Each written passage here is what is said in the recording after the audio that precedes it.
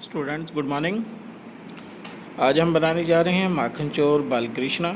जन्माष्टमी आने वाली है, तो जन्माष्टमी के उपलक्ष्य में ही हम ये ड्राइंग बनाएंगे। तो मुझे उम्मीद है कि आप स्टेप बाय स्टेप इस ड्राइंग को बनाना सीखेंगे और अच्छे से इस ड्राइंग को फिर अपने पसंद के रंगों से कंप्लीट करेंगे।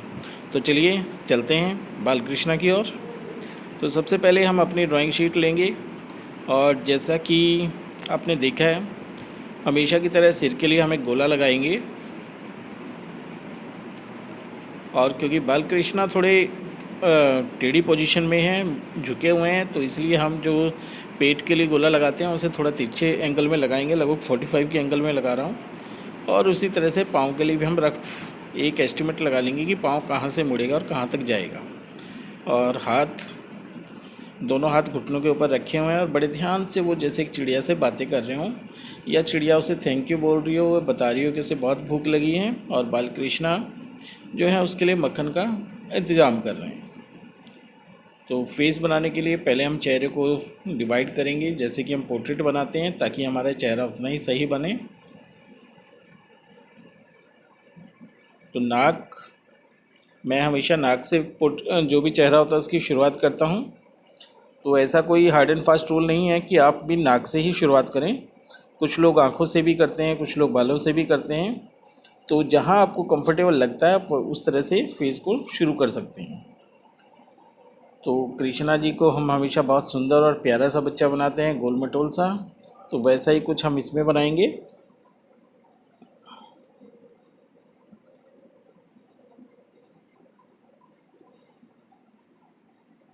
तो पहले आप पेंसिल से पोर्ट्रेट को बना लीजिए। इससे आपको ये रहेगा कि कोई गलती की गुंजाइश नहीं रहेगी। और मैं हमेशा आपको बता चुका हूँ, अगर आप plastic crayons colour water colours plastic crayons colour करना चाहते हैं तो हम इसे स्केच से फिनिशिंग दे सकते हैं शुरू में ही। अदरवाइज़ आप इसे पेंसिल से ही पूरा कीजिए। पहले हल्के हाथ से बनाइए। मुझे क्योंकि वीडियो में आपको पेंसिल की लाइन दिखनी चाहिए, इसलिए थोड़ा डार्क बनाना पड़ रहा है। लेकिन आप कोशिश कीजिए कि हल्के हाथ से पेंसिल का इस्तेमाल करें और अपने पोर्ट्रेट को बनाएं।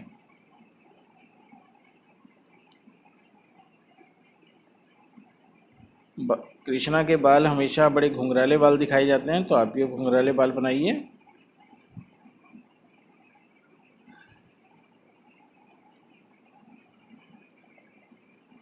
अब ये हम नहीं कह सकते कि कृष्णा के बाल इतने घने क्यों दिखाए जाते थे। आमतौर पे ऐसा होता है कि जब बच्चा छोटा होता है तो उस वक्त एक एज टाइम तक उसके बाल नहीं काटे जाते, जिन्हें सूचे बाल बोलते हैं। तो उस टाइम बच्चों के बाल अक्सर घुंघराले हो जाते हैं, जो पैदा होते ही बाल होते हैं जब वो बड़े होते हैं। तो हो सकता है कि कृष्णा के बाल भी 4-5 साल तक ना कटवाए गए हों और फिर वही उनका हेयर स्टाइल बन गया हो। तो अब हम ज़रा उनकी जो एसेसरीज़ हैं वो बना रहे हैं, पीठ वगैरह बना रहे हैं। अभी आपको ये थोड़ी धुंधली दिखाई देगी, तो मैं अभी जस्ट इसके बाद स्केच पेन यूज़ करूँगा, जिससे कि आपको ईज़िली कंफर्म ये लाइनें दिखनी शुरू हो जाए और आपको कोई दिक्कत ना हो। बड़े जब आप स्केच से काम करें तो बड़े ध्यान से आपको काम करना होगा, क्योंकि स्केच की गलती को आप सुधार नहीं सकते। पेंसिल को तो हम इरेज कर सकते हैं, लेकिन अगर स्केच के साथ आपने एक बार गलत कर दिया तो वो गलत ही रहेगा, वो ठीक नहीं हो पाएगा। तो बहुत ध्यान से आपको स्केच पेन का इस्तेमाल करना होगा।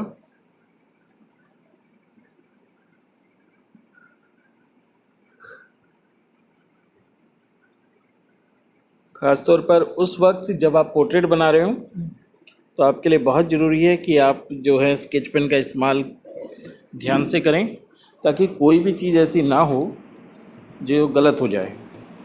पोर्ट्रेट बनाते हुए ये इन चीज़ों का ध्यान रखना बहुत ज़रूरी है। अगर चेहरा आपका ठीक नहीं बना तो यकीनन आपकी जो पूरी ड्राइंग है वो ख़राब हो जाएगी। तो आप कोशिश कीजिए कि ऐसा कुछ भी ना हो और बड़े ध्यान से अपनी ड्राइंग को पूरा करें।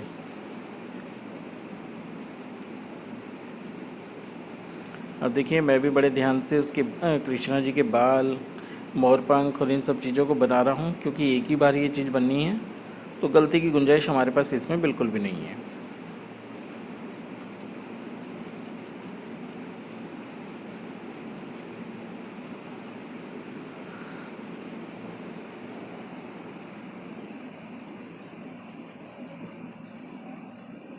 बालों को थोड़ा घुंघराला बनाते हुए। तो अगर आप स्केच पेन से इसे पूरा कर रहे हैं तो आपको पता है कि आप इसे ऑयल पेस्टल कलर या प्लास्टिक क्रेयॉन्स कलर से पूरा कर सकते हैं कलरिंग के साथ। और अगर आप कोई वाटर बेस्ड कलर इस्तेमाल कर रहे हैं जैसे वाटर कलर, पोस्टर कलर या एक्रेलिक कलर, तो आप इसे पेंसिल से बनाएंगे। अभी देखिए कृष्णा जी झुके हुए हैं तो उनकी गले की एक माला नीचे लटकी हुई है। तो क्योंकि मैं स्केच से बना रहा हूँ तो पहले उस माला को बनाना ज़रूरी है, ताकि वो बाद में अगर हम बनाएंगे तो ओवरलैप करेगी बॉडी के पार्ट्स के ऊपर और उसमें से ड्राइंग अच्छी नहीं लगेगी। तो इसलिए पहले सामने जो चीज़ है उसे हम बना लेते हैं। तो ये एक मोतियों की माला है जो उनके गले से नीचे की तरफ लटक रही है। तो जब भगवान श्री कृष्ण के रूप में हम कृष्णा को देखते हैं तो मोतियों की माला फूलों की माला बन जाती है और बाकायदा उस माला का भी एक नाम है।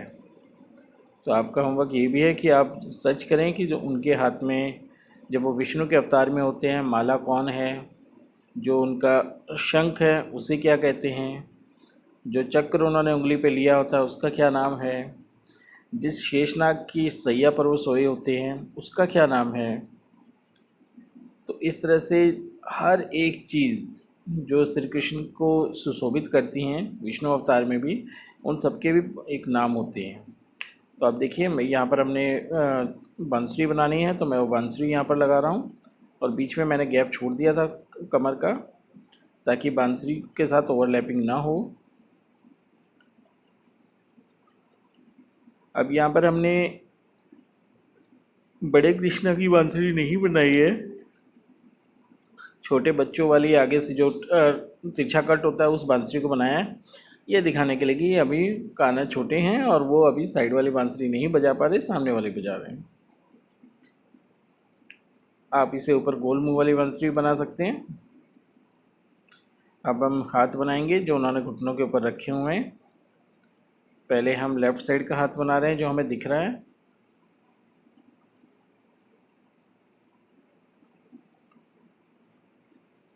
और पाँव।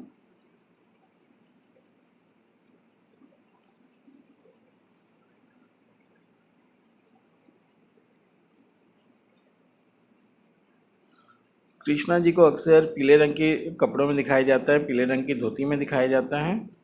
तो पहले वैसे भी बहुत ज़्यादा कपड़े नहीं हुआ करते थे, तो कुछ ही कपड़ों से खुद को सजाया जाता था, खुद पहने जाते थे। आज तो हमारे पास अलग अलग तरह के बहुत डिज़ाइन के कपड़े होते हैं, लेकिन उसके बावजूद भी हम हर करैक्टर को अलग से पहचान लेते थे। अब हम कृष्ण जी का पेट बना रहे हैं और फिर उसके बाद हम दूसरा हाथ बनाएंगे जो दूसरे पाँव के ऊपर है, और फिर उसके बाद दूसरे पाँव को ड्रॉ करेंगे।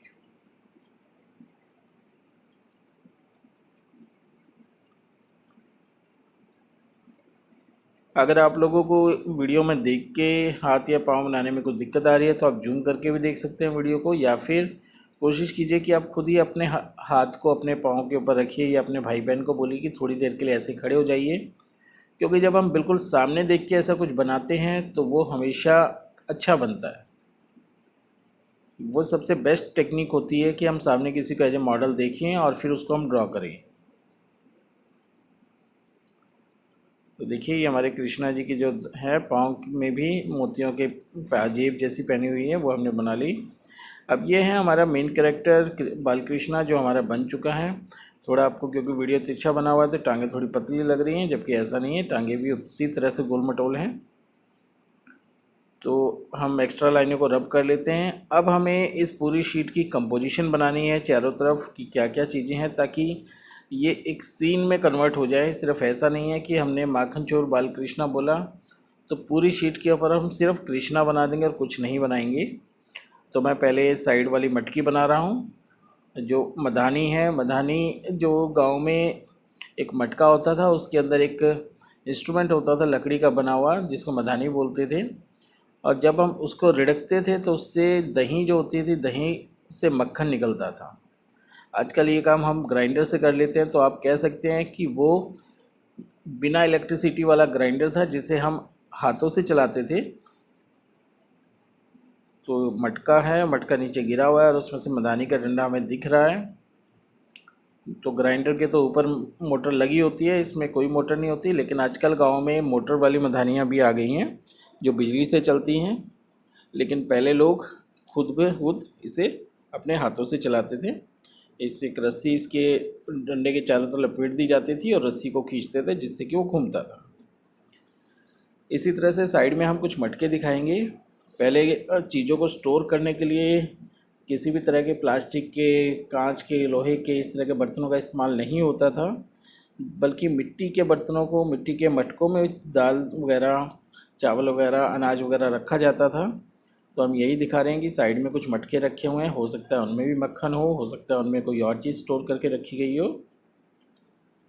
तो इस तरह से हम एक पूरा बैकग्राउंड हम बनाएंगे जिससे कि ऐसा लगे कि कृष्णा अपने या किसी के घर में है, और उस जब मधानी में जो भी लेडी उस वक्त मक्खन निकाल रही थी वो किसी काम से बाहर गई, और कृष्णा ने आके अपने जो फ्रेंड्स हैं, यहाँ पर पक्षी हम फ्रेंड्स के रूप में बना रहे हैं, तो उन पक्षियों के लिए मक्खन अरेंज करने के लिए उन्होंने इस मधानी को गिरा दिया, जिससे कि सारा मक्खन फर्श के ऊपर फैल गया और अब वो पक्षी उसे मज़े से खा रहे हैं।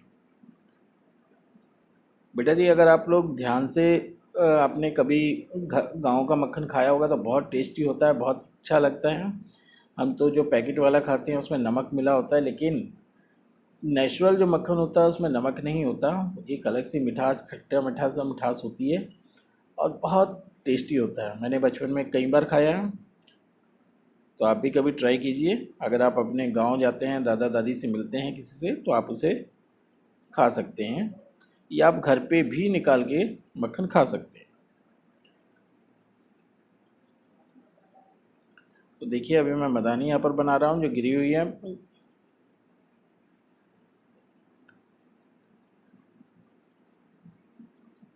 बहुत ही प्यारी और नेचुरल सी ड्राइंग है ये। आप लोग बड़े आराम से इस ड्राइंग को पूरा कर सकते हैं, बड़े आराम से आप इसे इस्तेमाल कर सकते हैं।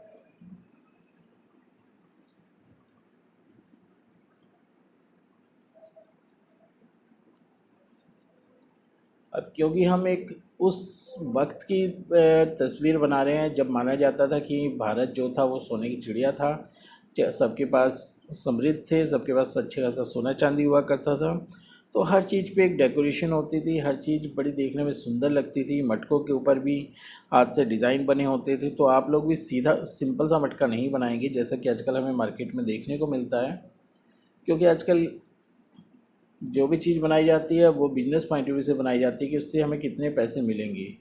तो कम से कम टाइम में ज़्यादा से ज़्यादा चीज़ें बनाने की होड़ लगी रहती है। लेकिन पहले क्या होता था, जो भी मार्केट से भी आप चीज़ें लेते थे वो भी पूरी अच्छे से डेकोरेट होती थी, क्योंकि ताकि वो घर में जहाँ पर भी रखी वो अच्छी लगे। तो जितने भी हम मटके बनाएंगे उनके ऊपर हमको डिज़ाइंस बनाएंगे ताकि आप उनमें अच्छे अच्छे कलर्स कर सकें। ये डिज़ाइंस जो हैं आप स्केच पेन के साथ भी बना सकते हैं, डिटेलिंग दे सकते हैं, जैसे कि हमारे मेहंदी डिज़ाइन होता है उस तरह का भी कोई डिज़ाइन दे सकते हो। तो ये आपकी क्रिएटिविटी पे डिपेंड करता है।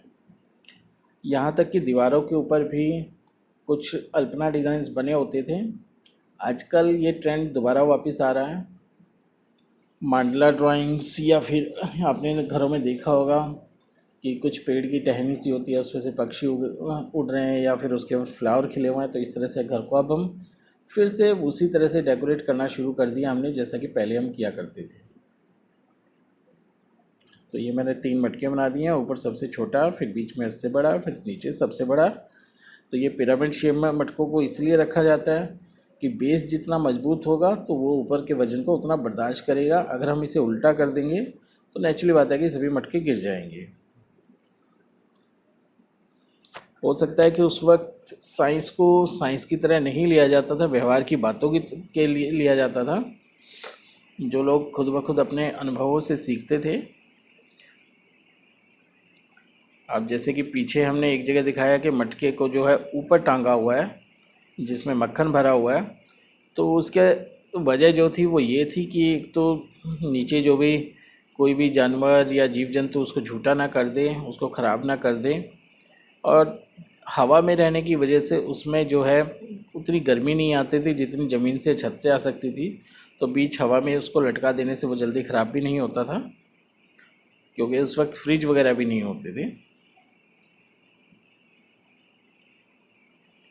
तो आपको मक्खन को 1 या 2 दिन के अंदर इस्तेमाल भी करना होता था, या तो आप उससे पूरे मक्खन को खा लीजिए या फिर आप उसको गर्म करके उसका घी निकाल लीजिए, क्योंकि जब हम उसका देसी घी बना लेते हैं तो देसी घी फिर ख़राब नहीं होता। देखिए अब साइड में हम दरवाज़ा बना रहे हैं।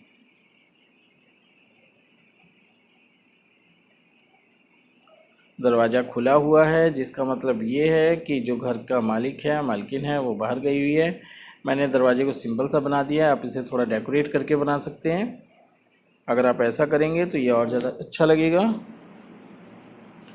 तो जैसा कि मैं कह रहा था कि हम लोग जो दरवाज़ा है उसे भी डेकोरेट कर सकते हैं। अब पहले क्या होता था, दरवाजे की दीवार की चारों तरफ एक छोटी सी मेड बनी होती थी, जैसा आजकल का हमारा फुटपाथ होता है। तो वैसे ही कुछ मैं यहाँ दिखा रहा हूँ। आंगन अलग और वो पोर्शन अलग। तो पहले दीवार की लाइन और उसके सामने एक सीढ़ी जैसी पोर्शन, तो उसको हम बना लेते हैं। इससे क्या होगा कि आप दीवार और उसके बीच में डबल कलर कर पाओगे और वो देखने में अच्छा लगेगा। अब मैं एक पीढ़े जैसा कुछ रख रहा हूँ, जो खिड़कियों के आसपास कहीं ना कहीं बैठने की जगह है। अब जो दरवाज़ा है, दरवाजे में भी कोई लैंडस्केप आप बना सकते हैं। बाहर का रास्ता या दीवार वगैरह कुछ हमें दिख रही है।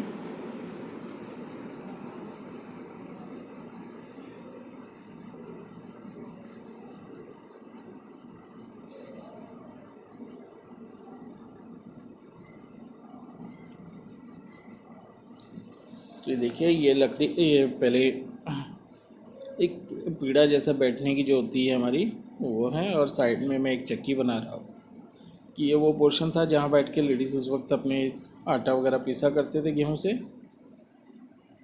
या बैठकर बातें करते थे। और जहाँ कृष्णा जी खड़े हैं वो हो सकता है रसोई के पास का पोर्शन हो, जिसमें मधानी वगैरह रखी है और दूसरी चीज़ें रखी हैं। और उन्होंने वहाँ पर मक्खन को गिरा दिया है। और किन को वो खिला रहे हैं, अब हम उन्हें बनाते हैं। ये हमारे प्यारे प्यारे पक्षी। तो एक पक्षी को हम बिल्कुल सामने बना रहे हैं कृष्णा के, जिससे कि ऐसा लग रहा है कि वो उनसे बातें कर रहे हैं।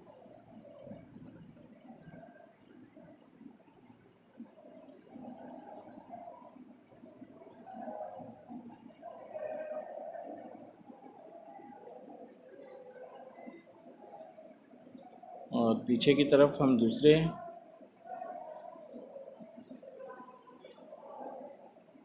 पक्षी को बनाएंगे। और इसके साथ ही हमारी आज की ड्राइंग लगभग ख़त्म हो जाती है। अब जो अगला काम रहता है वो है इसमें अच्छे अच्छे रंग भरना। तो ये आपके ऊपर है कि आप इस ड्राइंग में किस तरह से और कितने अच्छे रंग भरते हैं, इसे कितना अच्छा बनाते हैं।